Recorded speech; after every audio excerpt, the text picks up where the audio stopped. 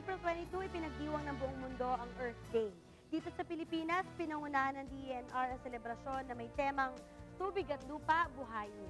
Hangin, linisin, batas, tuparin. Alamin natin ang buong detalye sa atin ito.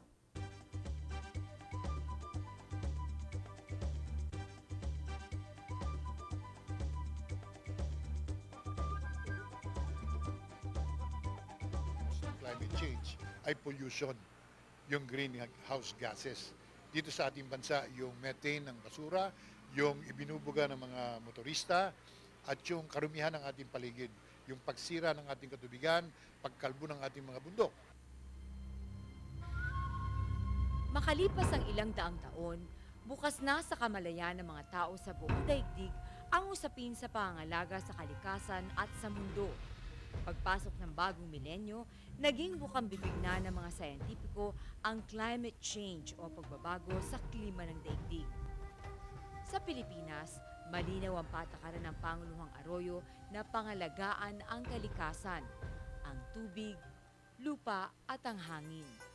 Mismong si Pangulong Gloria Macapagal Arroyo na ang namumuno para sa pagbaka sa climate change ng bansa. We have the opportunity to create new industries, to clean our environment, save energy, and create new and rewarding jobs in the process. And I congratulate Japan for its pioneering work on this way back in the Kyoto Protocol.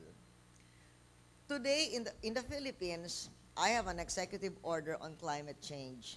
And every Friday is Anti-Climate Change Day. It is a day when I devote my own activities to making sure that we promote the work that has to be done to mitigate climate change.